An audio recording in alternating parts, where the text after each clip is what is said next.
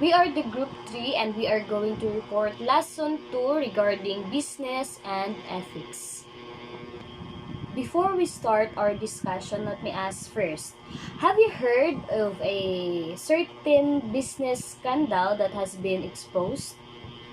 One notable example of a business scandal is Enron. So what is Enron? So what are their business? So Enron's business is all about energy, or they are an energy company which began to trade extensively in energy derivative markets. So they began trading and the company hid massive trading losses. Now that's why they became bankrupt, and it's one of the largest accounting scandal in history. The collapse of Enron does not affect the US alone, but also the other countries. That's why the United States passed a law called the Sarbanes-Oxley Act. No, it protects the public from the greed and unethical actions of the corporation and impose a heavier accountability of the corporations on their actions. The Sarbanes-Oxley Act of 2002 is created to help protect investors from fraudulent financial reporting by corporations. Also, our country is not exempted in such business scandals. So, in Philippines, we have the Metrobank scandal in 2017 where a high-ranking official was found out to have transferred not just 1 million but almost 1 billion pesos to numerous bogus accounts. No? This led to a number of investigations made by the government in order to protect the public and find ways to further secure their deposits. So it's happening everywhere, not just in US alone, but also here in the Philippines and might as well in other countries. No, they also encounter such business scandals. And these scandals have both affected both micro and macro. In micro level, the entire business system has been polluted and called into question. While in micro level, individual companies, managers, and employees still face the continuing onslaught or the backlash of ethics challenges that occur daily. Not all business ethics issues turn into major scandals, no? But the range of business issues within which ethical problems continue to reside are numerous, so meaning there are still many. And we have some examples or common examples of ethical issues that the businesses face in stakeholder group. In customers, no, they face ethical issues such as advertising or marketing honesty. In employees, we have one example is fair competition. In community and environment, we have avoiding bribery. Then the last example, the shareholders, they sometimes face transparency and fair returns on investments. So let's move on to business ethics and some basic concepts. So to better understand business ethics, so we must first differentiate ethics and morals. So once again, we've discussed this in the previous lesson. So ethics are standards of conduct which originate from some external group or source such as society in general or business in particular, while morals are frequently seen as standards of conduct that originate within the individual. So ethics originate from some external group, while morals are originated within the individual. Business ethics.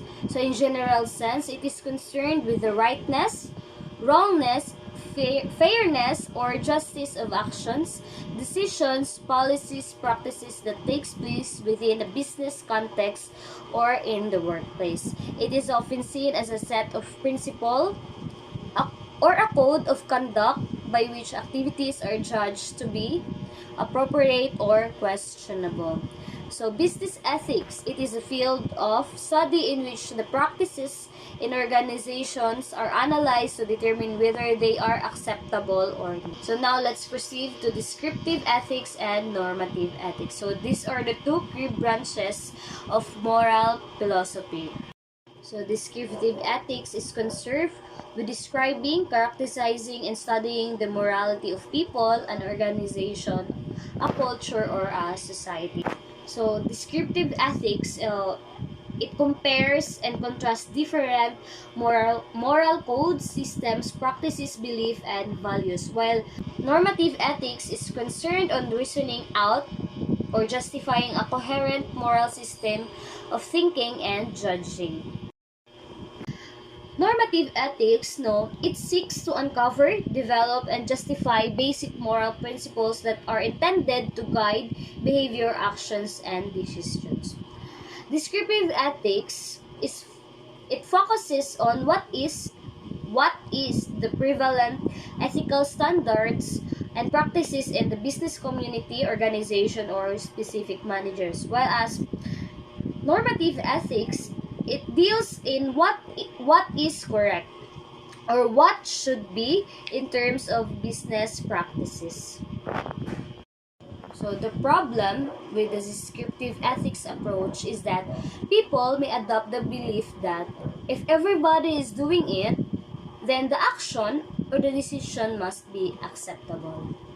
Meanwhile, normative ethics might be based on moral common senses such as be fair, be honest, and be truthful. In this subject, it is mindful to differentiate the two branches. We might conclude that since everybody is doing the action, then it is correct action to take. However, it is important that we must be able to justify why such action is correct or not. Thus, normative ethics should be used together with descriptive ethics in studying and analyzing different cases and situations concerning ethical issues in businesses. Good day, ma'am. I am Anjan Elmonies. I will be the reporter of the conventional approach to business ethics. The conventional approach is to compare a decision or practice policy that is being used in practice with prevailing norms of acceptability in society. So, this approach is specify on how you are going to make an action in terms of business ethics. You have to be fair in comparing your decision and policy that is being used in acceptability in society to prevailing norms in to our practices. So let's continue to decision, behavior or practice prevailing norms of acceptability. With regards to the source of norms that were used as basis for ethical judgment, there are many legitimate sources to consider such as family, friends, religion, community, employer, law, the person's professions, and so on. So, in this term, we have to be always considered in an unpredictable basis of judgment because there are so many reasons and also the time resources that gives use guidelines. We can have legitimate sources to consider such as family, friends, religion, and other that you can think is a good sources in terms of a business ethics. So let's continue in many circumstances that conventional approach to ethics may be useful and applicable. So in these days we can encounter many circumstances in dealing the conventional approach to ethics because it must have a conflict to one sources to another sources. We can get this conflict message through TV, books, movies, politics, and especially in social media. And it cannot be in part to high ethical standard. Uh, popular TV show. Popular TV shows have released episodes in which questionable ethics are defective and sometimes celebrated. in TV show we can get some example, the PBB, Pinoy Big Brother.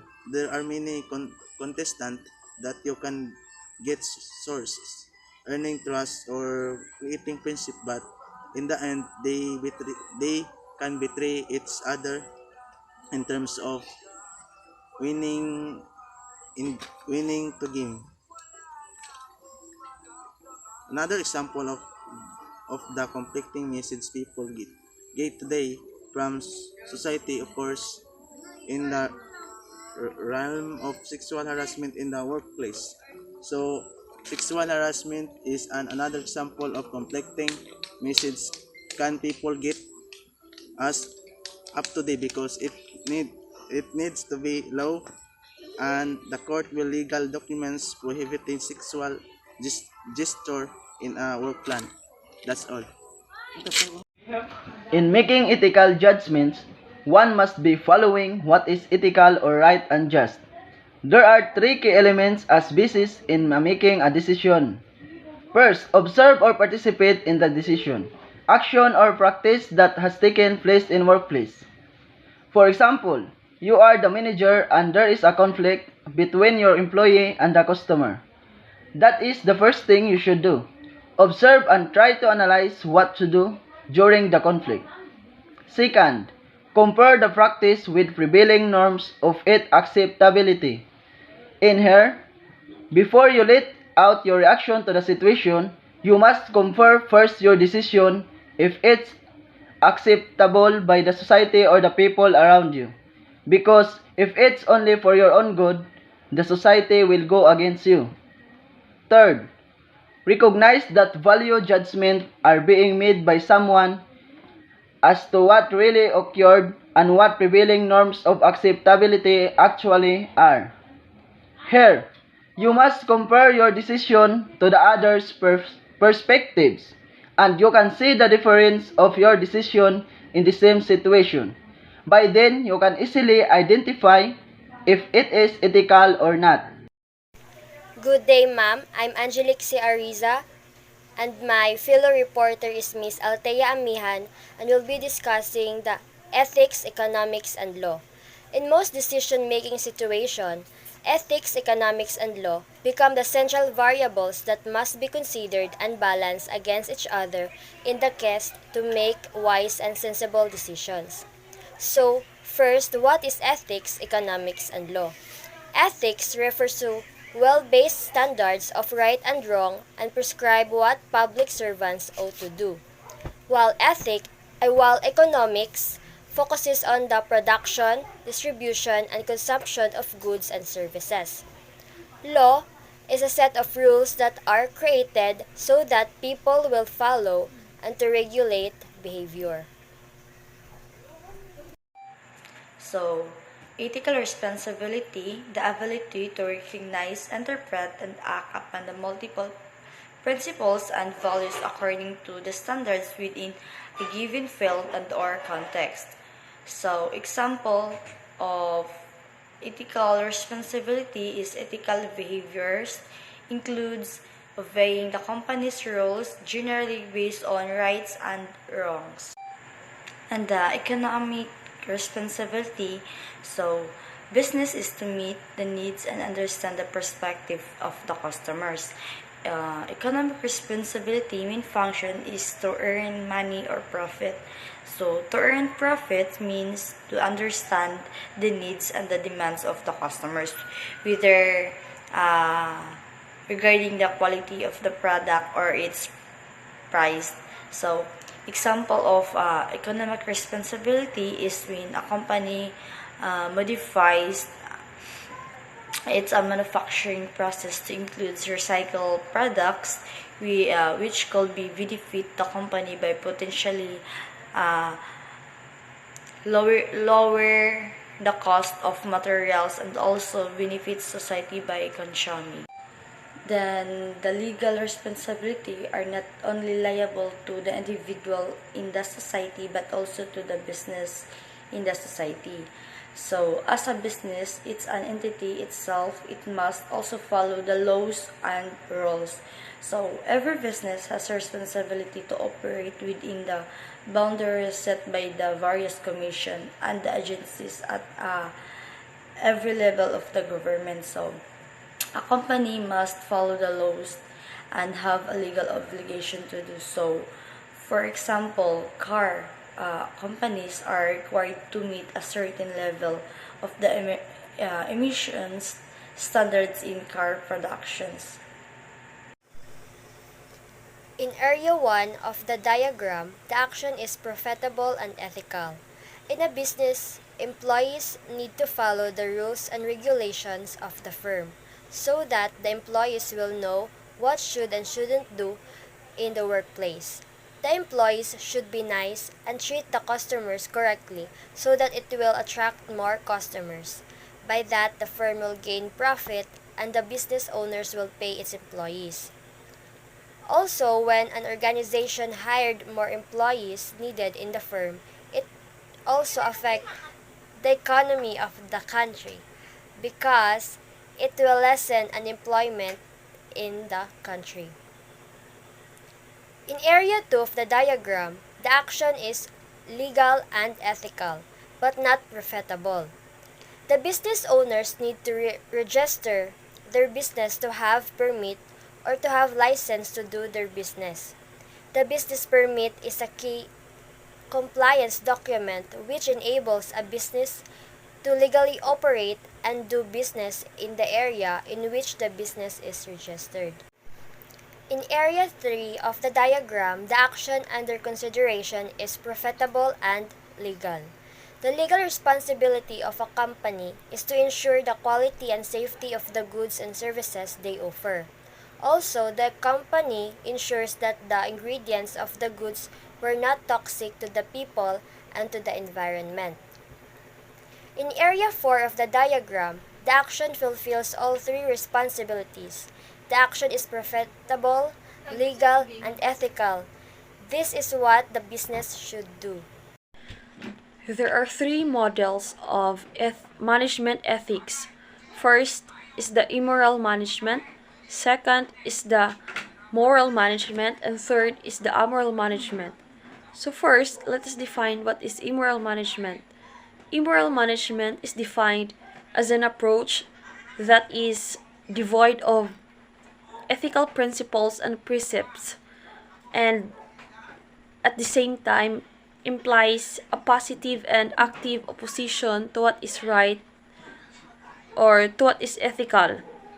So, immoral management decisions and behaviors are those that are opposite of ethical norms and principles. So, ito yung mga behavior na makikita natin sa isang kampanya, especially in a workplace. Makikita natin ito yung mga maling ginagawa ng isang management. This model holds that the management motives are selfish and that it cares only or primarily about its own or its organization gains. So one of the example of this management is the Boracay. Yung Boracay noon, madaming mga turista ang dumadayo pero hindi nila alam yung facilities ng Boracay ay mali, which is yung drainage nila ay doon lamang sa tabing dagat or mismo sa dagat gibutang, which is very wrong.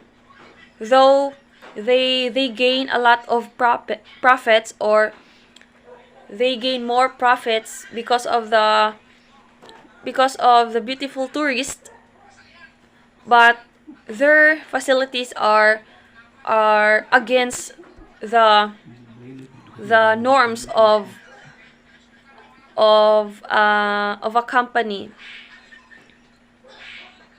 or against what is right. Furthermore, immoral management views laws and legal standards as barriers to achieving success. That is why they always try to avoid or overcome the law in order to accomplish what they want. So, example example nito is yung ABS-CBN. Yes, we all know that since then, ABS-CBN is one of the most popular channel and successful channel of all the channels.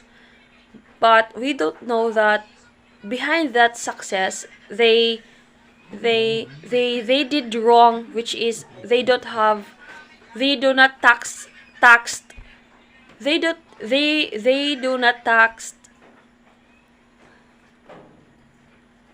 their their they do not tax the management, which is not fair for the other channels. So that's why, kaya ngayon yung ABS-CBN ay wala na dahil nakumpirma na hindi sila nagbabayad ng buhis. Kaya wala ng ABS-CBN ngayon. So these are the major characteristic of immoral managers. There are 4, which are: they knowingly and intentionally do wrong. They are self-centered and self-absorbed. They actively oppose what is right, fair, just. They show no concern for the stakeholders. So in general, this immoral manager are self-centered. He or she do not accept advices from her co-workers or from the people around him. He just wants what is in his mind, and just what I've said, he just want kung ano yung gusto niya, yun talaga yung masusunod. So next is the common examples of immoral behavior. Includes stealing from petty cash fund, cheating on expense and liquidation reports. So example of this is, instead you put 10,000 expenses on the receipt, you put it 20k because the 10k is yours. So you cheat the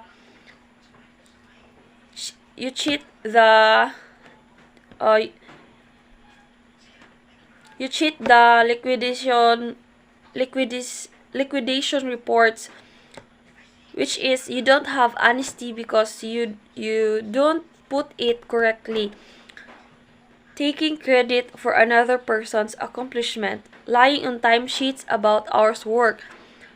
This is very common immoral behavior. The taking credit for another's person, lying on the timesheets about hours work, because in a workplace, yung iba pumupunta ng maaga, which is they are a good worker. Yung iba naman pumunta ng 8, pumunta ng late, pero yung nilagay nila sa timesheet is yung saktong oras ng pag-in, pero yung totoo talaga they are late. Coming into work hungover, telling a demeaning joke. Yes, we joke in a good manner. We should not joke that will hurt our coworker. Taking office supplies for personal use. So for example,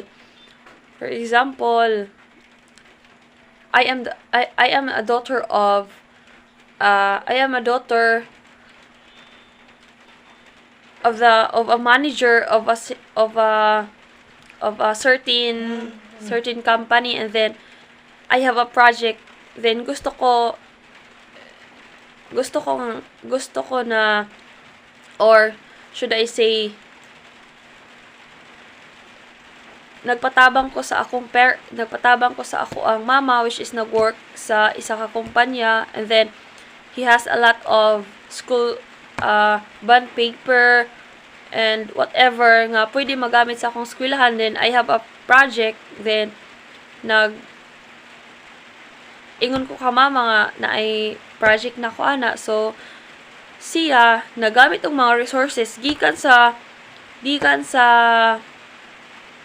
iyahang company, gikan sa iyang company gitrabuhan, naghimo siya project which is dili dapat sa kumpanya nga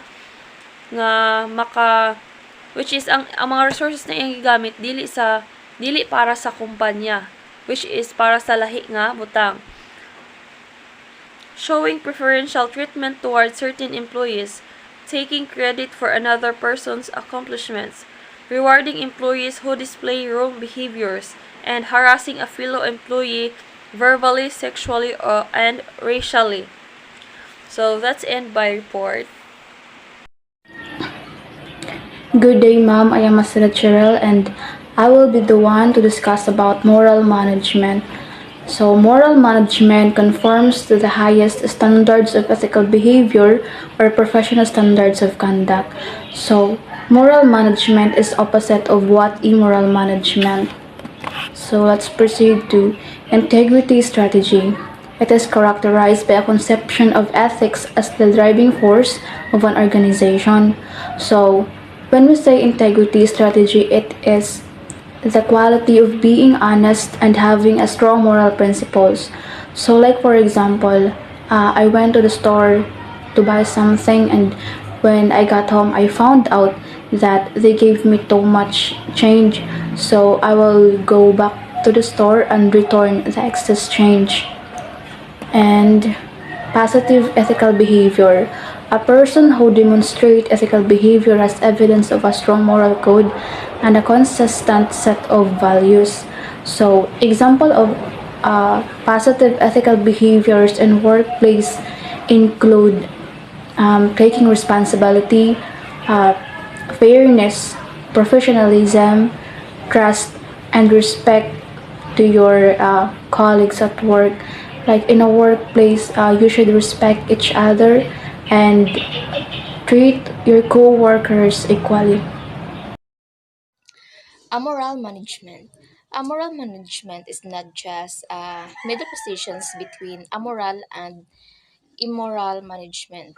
So, conceptually, it has been positions between the other two, but it is different in nature and kinds from both. So, for example, the baby biting behavior is often amoral as they don't know that biting is wrong. So, they have two kinds of amoral management, intentional and unintentional amoral management. Intentional amoral management. Intentionally, amoral managers do not consider ethical considerations into their decisions, actions, and behavior because they think ethics should be followed in non business activities.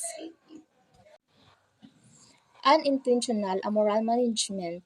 These managers are simply casual about, careless about, or inattentive to the fact that their decisions and actions may have negative effect on others. These managers normally think of themselves as ethical managers, but they are overlooking this unintentional, subconscious, or unconscious aspect. So, for example, a babysitter was carrying a baby going down to stairs when suddenly she felt lazy and lost her balance. And then the baby hit the floor and unfortunately died. One can easily say that she murdered the baby, making her immoral person. But due to the circumstances, she considered as an amoral person because of an unintentional natures of occurrence. Unconscious biases. Sometimes, amoral managers may be unaware that they have hidden biases that prevent them from being objectives. So, for example, a hiring manager prefers a job applicants who grow up in the same city. Four sources of unintentional influence include implicit forms of prejudice, bias that favors one's own group, conflict interest, and a tendency to overclaim credit. Compliance strategy. Another strategy that is related to amoral management is compliance strategy. So, compliance strategy is a set of guidelines that detail how employees should conduct work tasks and behave in a company's facilities. Compliance strategy is lawyer driven and is oriented not toward ethics or integrity, but more toward conformity with existing regulatory and criminal law. There are some characteristics of an amoral manager, which is intentional and unintentional amoral manager. Intentional amoral manager are the managers don't think ethics and business should mix. Business and ethics are seen as separate areas are not applicable to each other. While the unintentional amoral manager are they have no intention to be immoral but forget to consider the ethical considerations. They just don't think ethically. They may lack ethical perception or awareness, which would have helped them since the ethical dimension. They are well intentioned but morally careless or unconscious. They have neutral perceptions on view in terms of ethics. So, the difference between intentional and unintentional amoral manager is intentional amoral manager exclude ethical issues because they think that general ethical standards are not appropriate to business, while the unintentional amoral managers do not include ethical concerns because they are inattentive or insensitive to amoral implications. Good day, ma'am. I will be discussing the making moral management actionable. So, and the organizational leader must acknowledge that a moral management is morally vacuous condition that can be quietly easily disguised as just an innocent, practical bottom line. So, philosophical something to take a pride in. So, a moral management is, however, and will continue to be the bane of the management and profession until it's recognized for what it is really and until the manager takes a step to overcome. So, in one organization, there are employees that have or possess the immoral, amoral, and moral behavior. And also, in one firm, there are employees that make immoral, moral action. So, as a leader or a manager, it's your job to determine what's the employee's behavior are. So, for example, if an employee are stealing money from the organization, it is immoral action. So, the leader should take an action to prevent this situation. So, so that the immoral decision that the employee make would be prevented. So that's what we call making moral management actionable. Developing of moral judgment. It is helpful to know something about how people, whether they are managers or employees, develop moral judgment. If we know about our maturation process, we could better understand our own behavior and the behavior of the people around us and those we manage. And now I will discuss the Kohler's level of moral development. The levels of development are divided into 3 levels, which are divided into 2 stages each. Level 1, Pre-conventional level. This occupies the first stage and second stage. Stage 1, Reaction to punishment. If you want a child to do something at a very early age, scolding or disciplining often is needed. For example, in a workplace. Second stage is seeking for rewards. The child begins to see some connection between doing good and getting some rewards.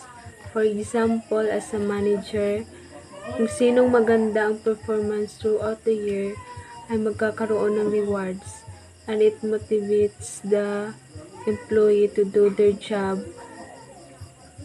and gawin ito ng maayos at gawin ang trabaho ng mas maaga.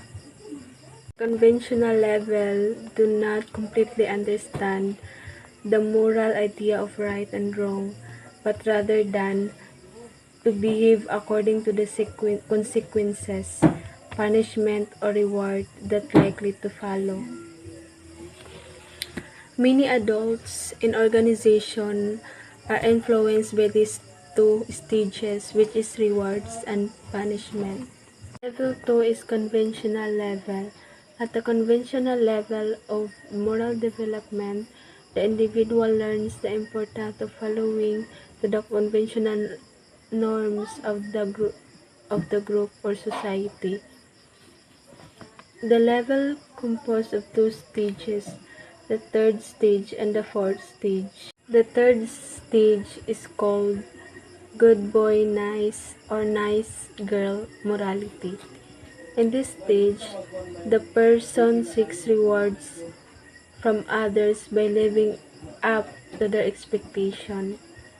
Examples of these rewards are feeling of acceptance, trust, loyalty, or friendship. The fourth stage is law and order morality. Not only the person learns to respond to the norms of a specific group, but he or she now recognizes that certain norms and practices are needed so that the society can function or perform in orderly and logical manner.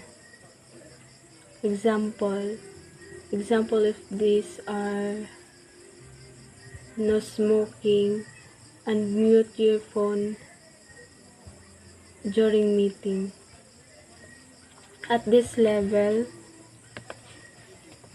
the person sees himself or herself as part of a larger society, and that in order to be accepted and function in, he or she must conform in norms and standard. Conventional morality is the third stages of moral development, and it is characterized by an individual understanding of universal ethical principles. These are the abstract and well-defined, but might include the preservation of life at all costs and the importance of human dignity. 5. Social contract orientation.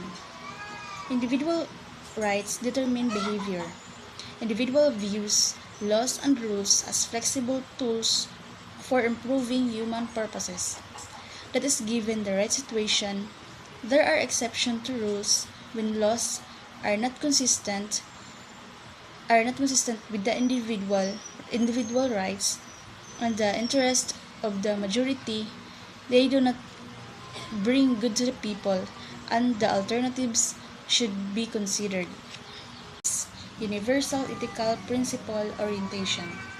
According to Kohlberg, this is the highest stages of functioning. However, he claimed that some individual cannot reach at this level. At this stage, the appropriate action is determined by one's self-chosen ethical principle principles of conscience. These principles are abstract and universal in applications. This type of reasoning involves taking action or taking the perspective of every person or group that is potentially affected by the decisions. Care as alternative to Kohlberg. Gilligan's and others suggested that men and women uses different perspective as they perceive and deal with moral issues.